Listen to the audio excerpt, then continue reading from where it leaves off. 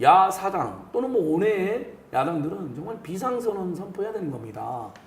자, 두 국회의원님 도주인멸이나 증거인멸 우려도 없어요. 그런데 구속을 시켜갖고 그 다음에 수순 뭐겠습니까? 당연히 송영길 대표님에 대해서 구속시킬 거고 그 다음에는 이재명 대표님. 그렇게 총선까지 가는데 일주일에 한 번씩 야당 의원들 괴롭힐 겁니다. 뭐 돈봉투뿐만 아니라 다른 의혹들까지. 캐비넷을 뜨겠죠. 예. 내부자들 영화 보셨죠? 예, 봤죠. 선생님, 세상 어느 이 극악무도한 정권, 옛날 군사독재 정권 시절에도요. 대선 때 패배한 상대방을 이렇게까지 집요하게 치졸하게 수사하는 법이 없고 지금 제가 가만히 보니까요. 이재명 대표가 송영길 전 대표는 수사받는 게 아니라 추미애 전 대표님 아드님 문제도 지금 또 수사한다 그러잖아요. 그렇죠. 예. 이해찬 전 대표님 이 서울 양평 고속도로 의혹 제기했다고 네. 요것도 고발당해 수사한다는 네, 거예요. 네. 그리고 원희룡이 웃긴 게 이해찬 이재명이 서울 양평 고속도로 괴담 헛됐다고 이야기하는 그건 사실 저희들이 먼저 열심히 이야기해가지고 그분들이 귀에 들어가서 그걸 네. 지적한 것뿐인데 제가 또 외국인이 우리 안진걸 소장님 말씀 듣자마자 저도 현장에 가서 예, 그때 가셨었죠. 강상면도 가고 예. 양서면도 왔다 갔다 전동균 전 군수님이 안내를 해줘서 갔습니다. 특히 이제 병산리 가서 올라왔더니 나정만 길에 한강이 내려다 보이고 여기다 깎아서 아파트 세우면 정말 좋은 위치더라고요. 너무 좋습니다. 그럼 예. 원희룡 장관은 이상한 말 하던데 원희룡 장관은 머리도 좋으신 분이니까 그게 논리에 맞지 않는 말을 일타강사로 어떻게 해놓으면 나중에 부끄러운 기록이 될 텐데. 예. 맞습니다. 좀 안 했으면 좋겠고. 그 입만 열면 다 거짓말이라는 게 확인돼 버려요. 그렇게 기억이 없어서 사법고시 합격이 어려울 텐데 어떻게 그때 시험을 잘 보신 것 같은데요. 자, 지금 헷갈리는 게 아니라 핵심은 그거잖아요. 이게 수년 동안 도시 고속도로 개념 5개년 개념 10개년 개념 거의 10년이 넘는 그런 준비 과정을 거쳐서 예비 타당성 검토가 끝나서 타당성 조사가 들어간 마당에 왜 갑자기 난데없이 강상면 안이 김건희 여사 땅이 있는 곳에 이게 변경이 됐는가 그것도 단일안으로 경기도지사도 그걸 밝히고 있는 것처럼 그 문제를 따지라 그러니까 이쪽 메이도 좋다 서로 비교를 해보자. 심상정 의원께서 괜히 본질에 어긋난 그런 제안을 하는 것은 나는 핵심을 비껴나가는 거라고 생각이 들고 노선범죄는요.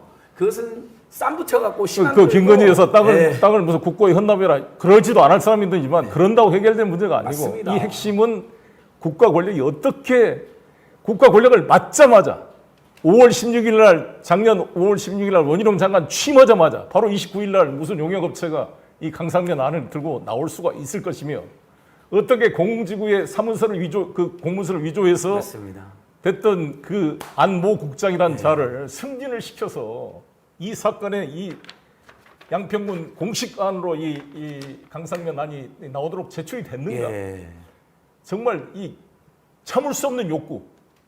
그 느껴지잖아요. 마치 뱀파이어가 막 피를 안 먹으면 막 그것처럼 이 부동산 투기업자, 이 범죄 집단들이 권력을 갖자마자 바로 일주일도 못 참고 바로 이거 시작한 거잖아요. 바로 이 인수위 때부터 이거를. 맞습니다.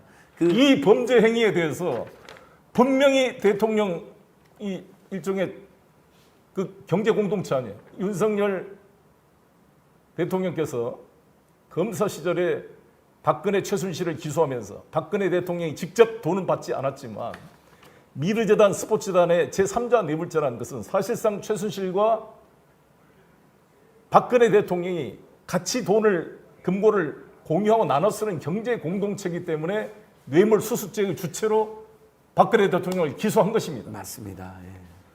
그런데 최순실과 박근혜 무슨 부부 관계도 아니잖아요. 그걸 경제 공동체로 엮었다면 그 논리를 지금 적용하면 그야말로 같이 이불 덮고 살고 있는 윤석열, 김건희 여사.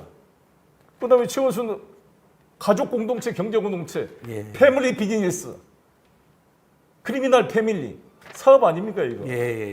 그 윤석열 대통령 올해 재산 공개 목록, 작년 재산 공개 목록, 대선 전 후보 재산 공개 목록, 검찰총장 재산 목록에 버젓이 강사면 병산이 그 12피째 땅이 들어가 있습니다. 근데 김두관 의원이 올해 6월 29일 날 저희들의 이제 활동에 영향 받고 질의를 한 거잖아요. 강듣고 나오고 제가 기자회견 다음 날. 근데 지금까지 원희룡 국토부 국힘당 대통령실이 일관되게 모두 6월 29일 전에 몰랐다는 거짓말을 합니다. 이렇게 뻔뻔한 집단은 저는 정말 살다서 모든 게 처음 봅니다. 몰랐고 뭐 우연의 일치가 많아서 김만배 누나가 우연의 일치로 연희동에 있는 예. 유석열 씨 아버지 집 그것도 단독주택 아파트도 아닌 걸 사줬다는 거 아닙니까? 이런 기막힌 우연이 맞습니다. 계속되고 있는 예. 속에 필연이 있는 것이죠. 맞습니다. 그래서 예. 저는 민주당이 정말 한번 딱 잡으면 끝까지 이것을 해결을 해내야 돼요. 이 국정조사 반드시 관철시키고 특검을 만들어서 이거를 정리해내지 못하면 이렇게 만들어 준 것도 받아먹으면 민주당이 무슨 그러니까 평가를 받겠습니까? 그래서 저는 우리 당 국회의원들, 우리 당이 아니라 민주당 국회의원 여러분들 전체가 정말 전부 가서 한번 단체로 그 강상면 한번 돌아보고 예. 양평 가서 참 뭐 하루 농성을 한다든지 하고 이거 특검법 통과시켜서 조사하자고요. 그리고 원희룡 장관 그렇게 억울하다며 검찰통 밝혀야지. 네. 억울한 그러니까 것은. 지금 국민들께서 우리 이제 질문 성숙님께서 질명도 주셨네요. 여러분 질문도 주시면 중간요한의 송혜 전 대표님께서 답변도 하겠습니다. 양평 진행 상황 현재 너무 지지부진한 거 아니냐? 합리적으로 진행될 수 있겠냐? 그러니까 그렇죠.